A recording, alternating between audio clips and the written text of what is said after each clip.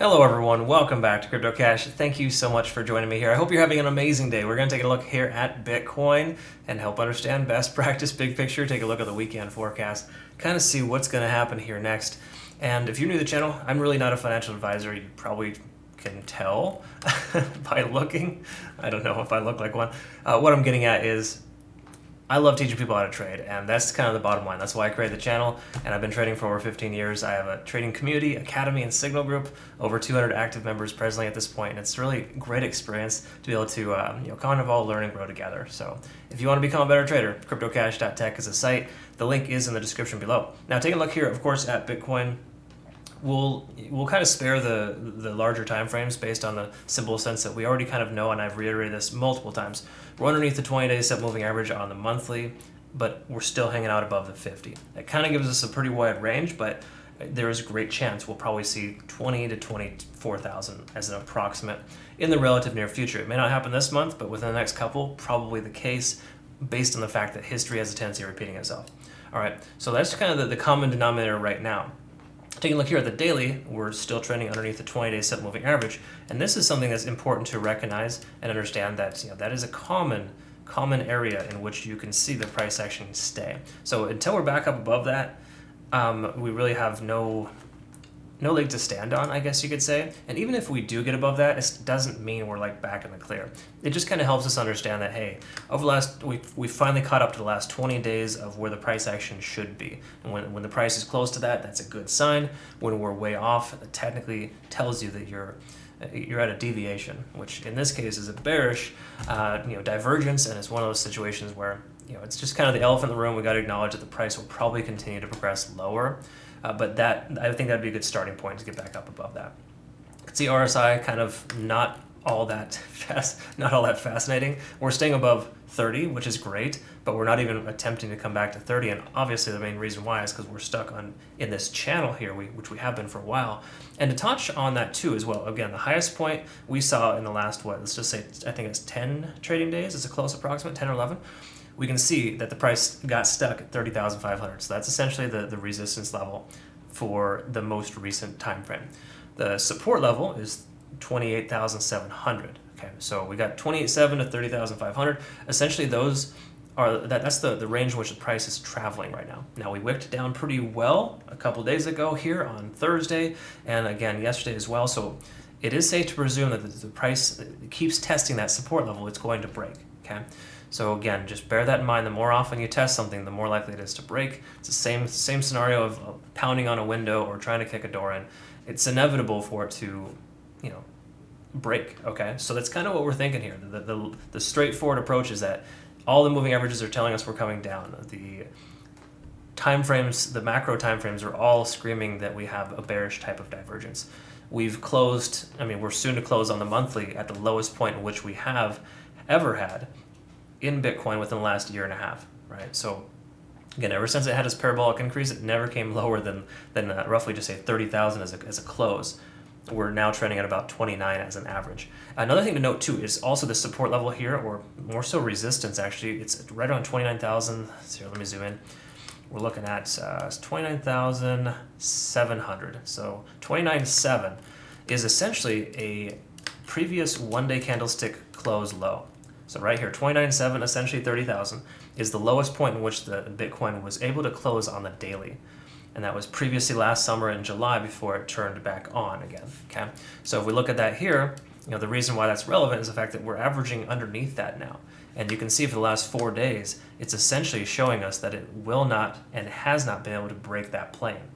Okay, so that's another reiteration of the fact that we're on the wrong side of the tracks, and I think that's important to be mindful of, because again, if this monthly close is lower than the previous candle wicks, that's definitely not a good sign, and we're trending closer to that. So again, this if you were to kind of draw a line out here, of course, just based on key level supports for the monthly, we've absolutely lost that support. While the month isn't over yet, we've only got like 3 or 4 trading days left, and in that sense, we can anticipate that a closure below that level, of course, as well as underneath the 20-day set moving average, is telling us that we're trending down, and we're probably going to be underneath that for a little while. So I just batten down the hatches, get ready for the price to come down lower. If you have altcoins, feel free to dollar cost average, or perhaps even sell some of them if you have any profit. because the likelihood of them all coming down lower from here is greater. Okay, so please note that. But generally speaking, that's kind of where we're at here for the overall sense of things. Taking a look at the 4 hour, let's go ahead and just kind of quickly understand that the midterm, and I drew this trend line out yesterday, and it looks like it's testing it and breaking above finally, but it had some trouble, kind of getting out of this pattern here. Now, keep in mind, since this started over here from the upside, the likelihood of a breakdown from here is greater based on the fact that it's kind of a descending type of wedge pattern. So again, is there a probability that we could see the price action return higher and kind of breaks through some of these resistance levels? Sure, that's a possibility, but the likelihood is lower than it is the price to come down from here. Okay, so again, just something to kind of think about. We can kind of stretch this out a little bit and kind of see what happens eventually. Because again, it's just and the reason why these trend lines are important is that it's not just drawing lines on a chart, right? What it's telling us is that we have lower highs, and we're consistently establishing lower highs, essentially meaning that every time the bulls are trying to take back control, the bears are dominating and essentially telling them, no, this is not going to happen. We like the price lower. We're going to sell. So again, that's essentially what we're seeing here. We cannot confirm the fact that we are making lower lows as well.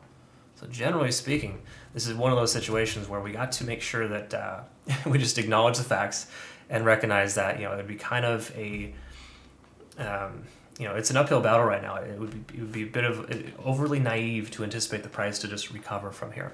The likelihood of a lower continuation is extremely high. The only reason why we might see some kind of crazy increase is based on some kind of fundamental catalyst. Just say like, COVID is gone, right? Or, I mean, that's just ridiculous. It's not going to happen, right? Same thing with like the war, for example. Just that door shuts, so to speak, and things are all well and good all of a sudden, and we will probably see some kind of recovery. Okay, those will be some kind of fundamental catalyst. But outside of some things that we probably shouldn't expect to see soon, like inflation coming down, for example, handful of other things, there's really not a reason to expect the price to recover based on something outside of what we're seeing here. And the technical analysis is really just screaming downside, and that's just all there is to it. Now, if we take a quick look at the 1 hour, we can see on TD sequential though that we have had some resets. We've come down to a 9 here and a 9 here as well. Okay, so that kind of told us that it's fairly exhausted to the downside for that moment. But the more time we spend going sideways from here, the more likely we are to see another 9 perhaps to the downside. And especially with this descending type of pattern here that we're seeing, bearish divergence all across the board.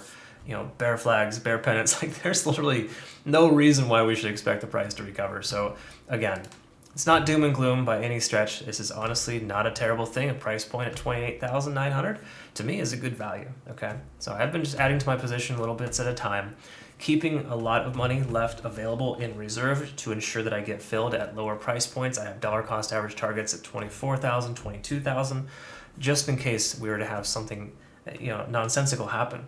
But there's nothing but nonsensical stuff occurring at this point, and you just kind of got to get on board with the fact that it's going to happen, and there's no other way around it. Will it recover? Absolutely, yes, it will.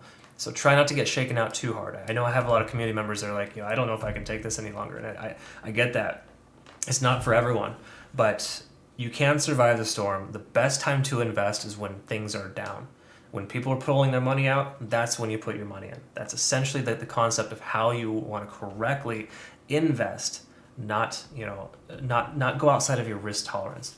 So again, those are all things I teach in my trading academy. I hope that if you haven't watched that yet as a community member, go ahead and definitely do that. It's available on the website. But generally speaking, I just want you to be careful and cautious moving forward. We don't have any signs right now that the price wants to recover, and taking a long position, I would say, even though it seems logical the price will recover based on the fact that it's been down for so long, that's not really the way that it works. Logic doesn't apply in trading. It's mostly technical analysis and taking a look at the history and understanding where it's going to go next. So again, just some things to kind of think about. So yeah, anyways, the weekend forecast here is just pretty much, I would say we might see a slight recovery, but these two resistance levels, 29,700 and 30,500, are going to probably continue to reaffirm themselves. And the simple fact of the matter is we need to be cautious and not overly optimistic, at least to the upside. again, feel free to short. I would say shorting right now is much more lucrative. We've filled a lot of good shorts recently, at least in our trading community. So I can tell you that there's still money to be made in this market. It really just depends on how you're able to get it. But if you're not the type to have a leverage account or futures, etc., that's perfectly fine. What I would recommend, of course, is dollar cost averaging as the price comes down, set profit targets, or set targets, or their DCA targets at key level supports just above. So 27,000, for example, 24,000, 22,000, maybe even just get a little crazy and put in a $20,000 entry. And these are limit orders you'd set on your exchange with specific dollar amounts or percentages. And, again, whatever works best for your risk tolerance. Up to you. But the downside, I feel, is inevitable at this point. Just a matter of time before we hit, a potential bottom. All right, so hopefully that makes sense to you and you understand where I'm coming from here. Always have your best interest in mind. Thank you so much for joining me. If you're not currently a community member, CryptoCache.tech is a site. Link in the description below. I did forget to mention, though, that I also provide discounts for military and third world countries. So if that fits your parameters there, let me know. We'll get you verified and be off to the races there. All right, thanks again for your time. Hope you have a great rest of your day and a wonderful weekend. Take care.